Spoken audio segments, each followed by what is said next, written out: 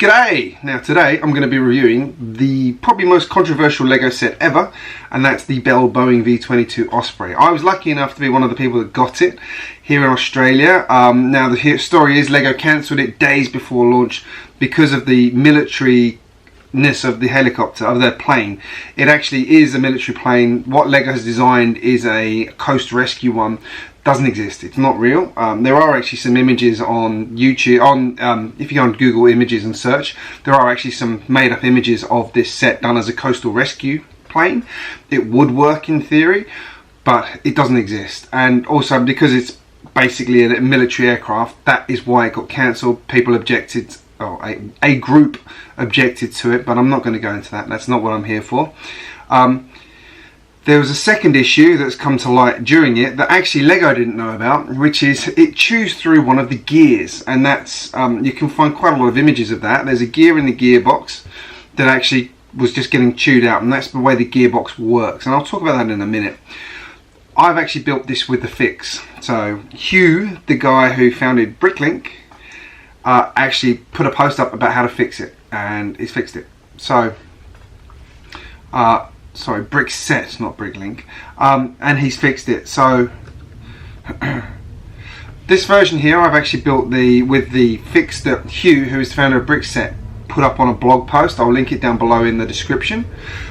Now, if you've got any questions or comments about the videos you go through, please write them in the comments as we go. And if you're new here, please hit subscribe. I do post regularly. I do work on reviews like this. They do take me a long time to do, so I appreciate any support you can give me.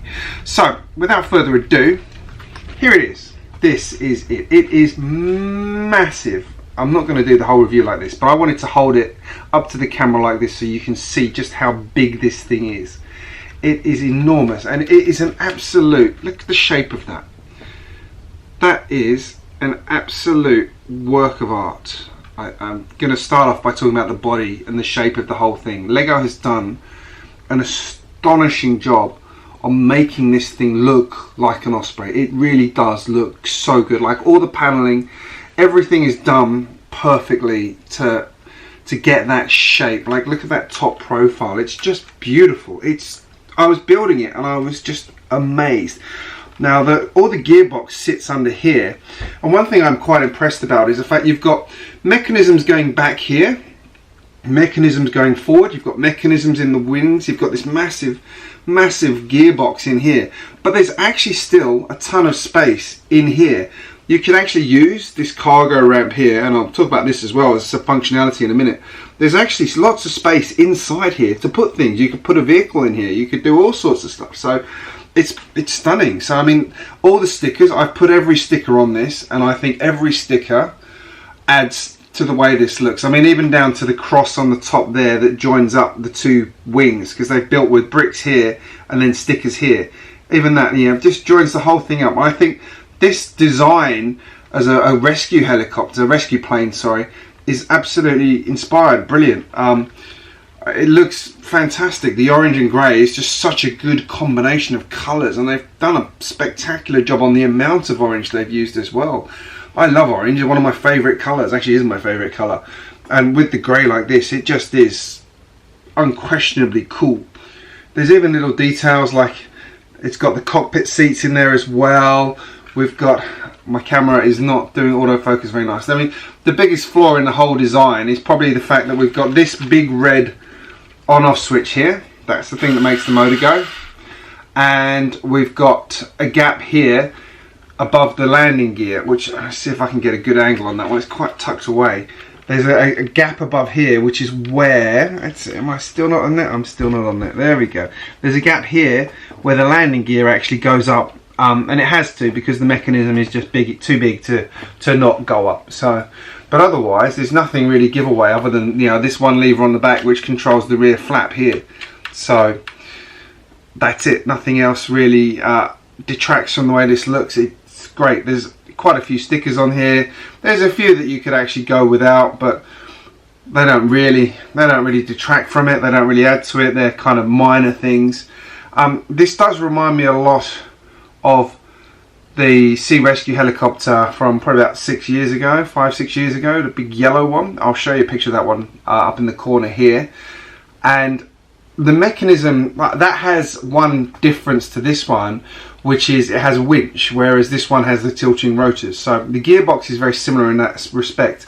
There are a couple of design decisions actually in the gearbox too, which I will talk on one of them, but it does have some good safety features. Like for example, if I turn this on and then make the rotors go, I can stick my finger in here, it doesn't hurt at all, and you can hear it stopped. There's a bit of a churn in there, but there's actually a clutch in there that's stopping it from actually just chewing through the gearbox, and there it is in neutral with nothing going. So it's pretty solid, it's pretty robust. Now, one comment I will make is that helicopter did actually have a proper clutch piece between the motor and the gearbox. This doesn't, for some strange reason. I was building it and I couldn't figure out why, because there's a lot of torque, especially through these blades, and I wonder why they didn't put one in. I'm not sure. Now, they have done an amazing job of fitting everything in the space.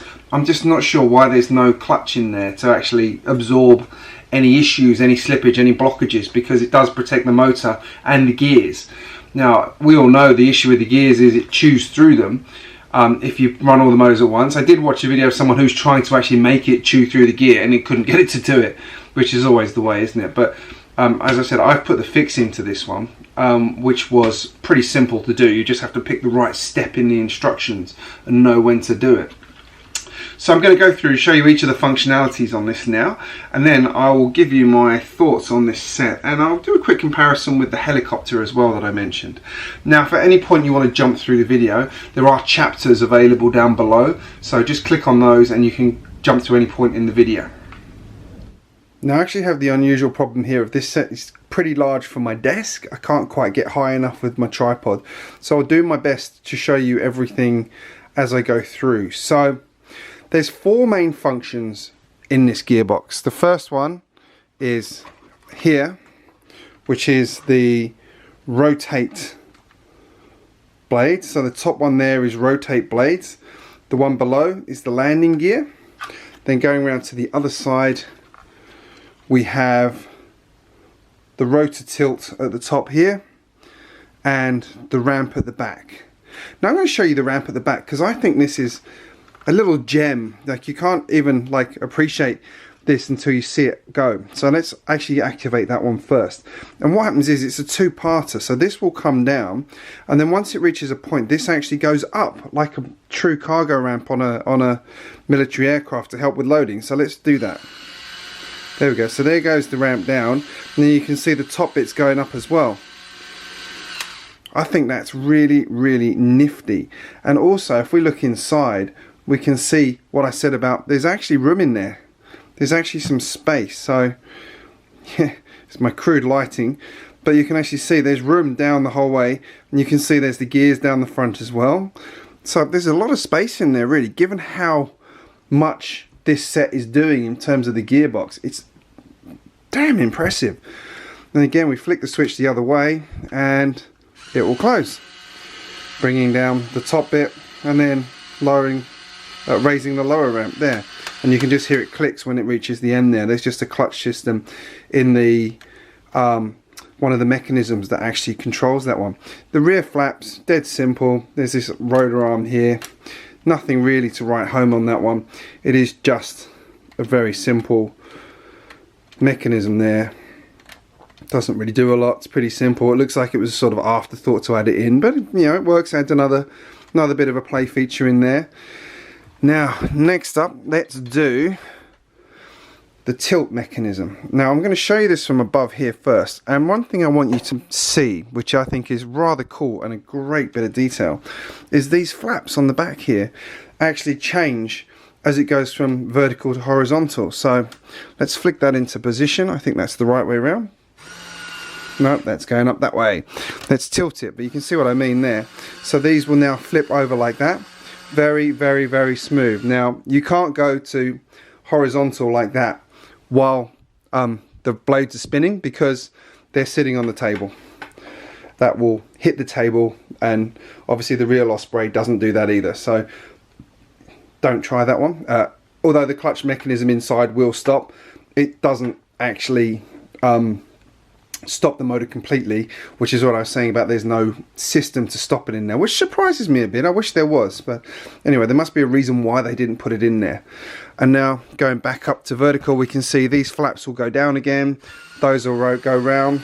I've seen a couple of people say they had issues with this mechanism rotating like that. I haven't had any issues at all. It's very, very smooth. So I do think sometimes on these Technic sets, I've had an issue with one where it's so complicated in the gearbox. You make one mistake and something doesn't work right. So my Land Rover at the moment, I need to rebuild it because I've made one mistake somewhere that means that the engine doesn't rotate properly the way it should.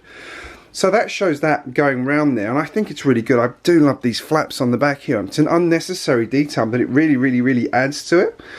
Now, the one you really want to see is the motor, the blades going round. So I'll get my hand out of the way here. There it goes.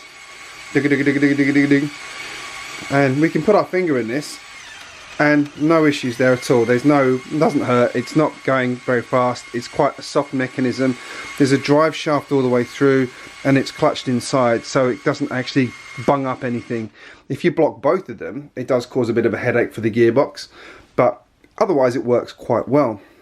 I just love this shape. Just look at that. What a beautiful silhouette there. I'm genuinely sad that a lot of people aren't going to get to enjoy this set. I really am. LEGO's done an outstanding job on it. So, but we'll talk about more of that in a minute. Now, the last feature is the landing gear. So let's go and have a look at that underneath here.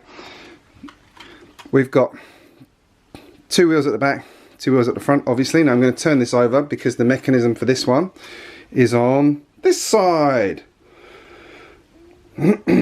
So let's flick this into, I think that's the raised position. You can see the battery box just hanging out the bottom here as well. And what happens is these gears go forward and this one goes back, which I think again is another nice trick. Oops, I left the blades on. That's actually pretty cool. You can run all 4 mechanisms at once if you want to. Personally, I don't. Oh, other way. Personally, I don't want to. Like, rotating it and having the blade spinning is pretty cool. There we go. So up they go. Pretty smooth. Gets to the point there. Stick it into neutral, not doing anything now. So there we go, the gear's gone, tucked away beautifully in there. And then if we flick it back, down it goes. Nice and smooth. I just love that one. And it's the same as the rescue helicopter before. I did a very similar thing. Had these outriggers here, a bit more pronounced because of the vehicle it was. But yeah, one thing I didn't say as well is I like how smooth the bottom is. It's quite like finished really. I mean, given that they could have left this all open, they have finished the whole way through, which I think is a nice trick. Here's our battery box there. Just there's 6 AA batteries in there, so it's pretty hefty and it's very simple. You just rock a switch there on either side and it'll do an A and a B port. So this is using port B on this motor, so it's not even using the double. I'm not sure if there's, you could actually add in the second motor. LEGO actually has got a panel here you can open up to put a second motor connection somewhere, but I'm not sure what you'd actually use it for on here. I'm sure someone has an answer for that one, so let me know. And then under the wings you can see, I'll show you while we're here, we've got these 2 beams running through. One does the rotation, so that's this one, does an arm there, and then this one actually passes straight through and makes the blades go around. I also like, one thing I didn't say in my detail earlier on is, you can't quite see it here, there we go, they've used these in here to actually do the outlets on the engines, which is really cool. That's a really nice detail. So they've used normal sort of Lego parts there you go, to actually show the outlets from the engine there. And then again, it's just finished with this nice smooth look. I think the engines look fabulous. Like, I love this orange and grey. They've done a superb job. We've got our running lights there, we've got the jet flow out there. And one detail which is maybe a little hard to get in here, look how involved this is around here. And the reason they've done that is the blades are all angled. Can you see that? The blade is all angled. That is not an easy trick to achieve. So we can actually see that every blade there is on a slight angle, and they did not need to do that in the slightest. And indeed they haven't on the former one of these VTOLs. They did, because it was a much simpler plane, but they've done it on here, and it really, it's a little detail, but it really adds to this whole look. Like, whoever designed this did a fantastic job. They really did love what was going on in here. Now, I'm just going to stop this camera quickly and open up this gearbox just to show you a quick photo of what's in there and give you an idea of how complicated this thing is and what a work of art it is. Now, the whole of bag 2 is basically building this gearbox and the wings out, and it's quite an involved process. I was building for about an hour and I had hardly anything to show for it. That's how involved it is.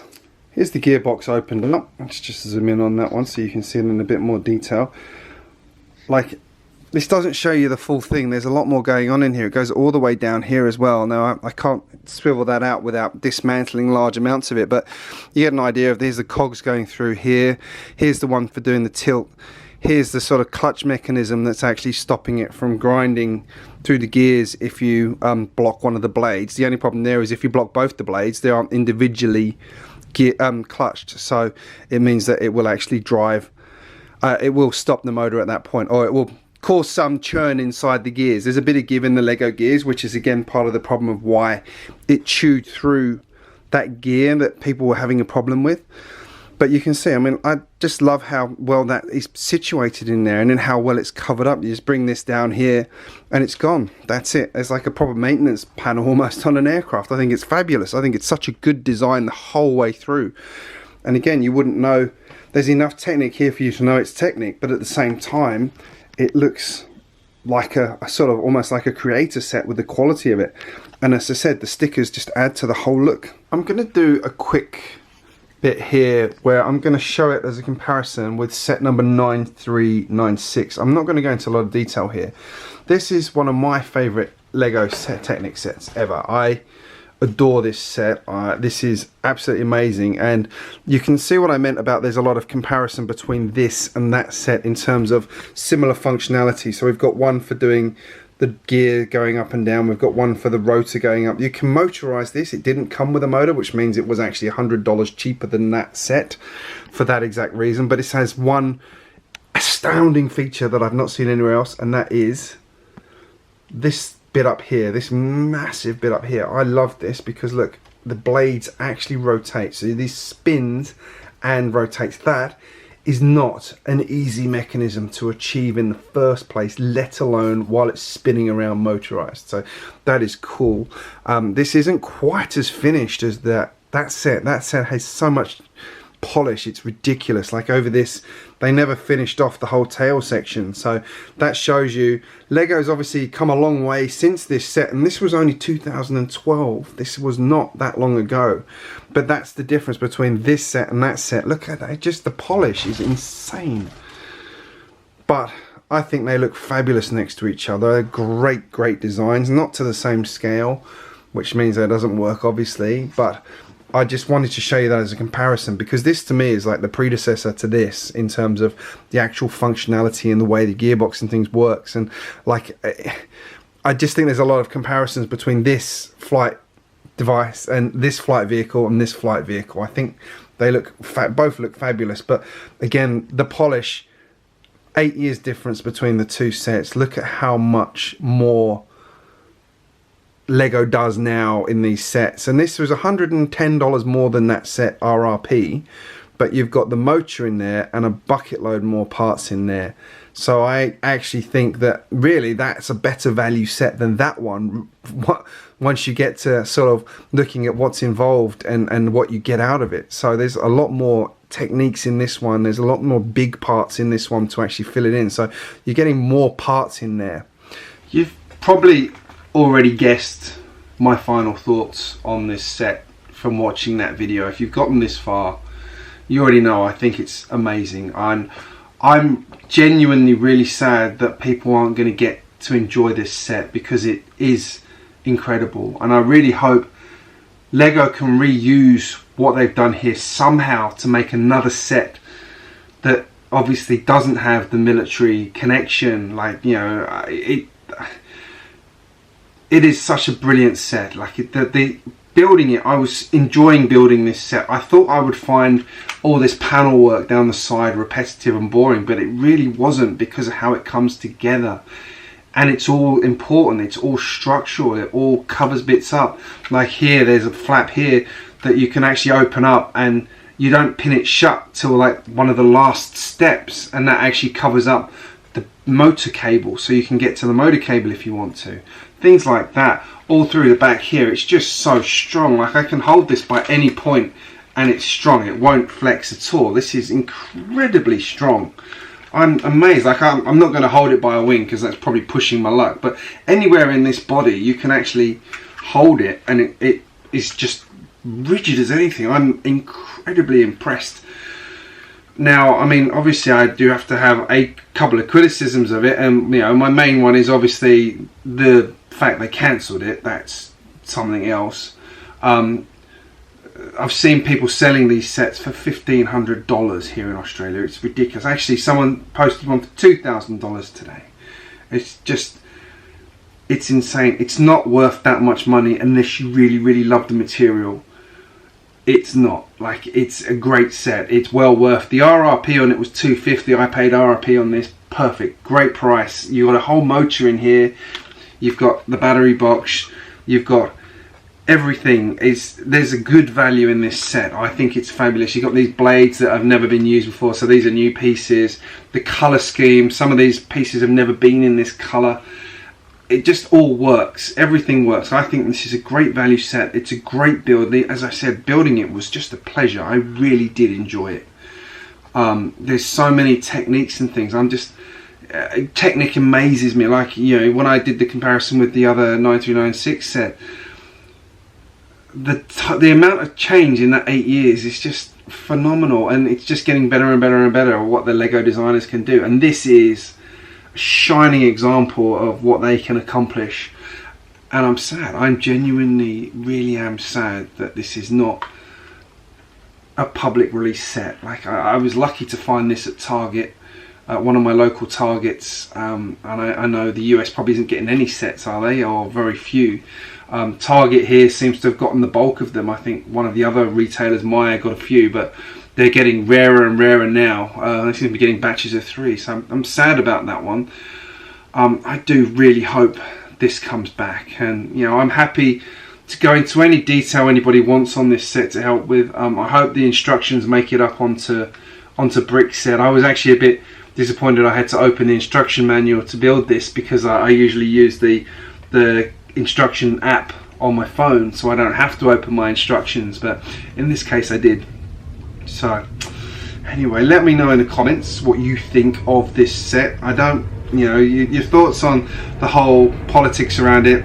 It's not for this video. I want to know what you think of this set, how it looks, the build of it, how amazing the actual finished model actually is. That's what I want to know your thoughts on. The process, the bits that are missing, like the fact there's no clutch in here, I find it a bit strange, but there must have been a reason. Maybe it was pushing the budget, I don't know, but that would have saved those cogs that have been chewed through, so I don't know why that wasn't done. I possibly might look into whether or not that can be added, but I'm not that fussed about it now because I've implemented a huge fix, as I said, which is in the comments, in the description below, so be sure to go and check that out. I'd also recommend Sariel's video, because he's done a few other bits that I haven't covered in this video, so go and check that out, which is also linked down below. Now, if you're new here, make sure you hit subscribe. I post regularly, and I'm going to give you a couple more videos to watch. Thank you for watching. I really do hope you enjoyed seeing this set, and I am really honoured to have managed to find this and build it and had a chance to review it for you. I genuinely am.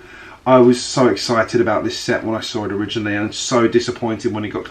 my jaw dropped. I couldn't believe it was true. So anyway, I'm going to call it a day there. Thanks for watching, and I will see you again very, very soon.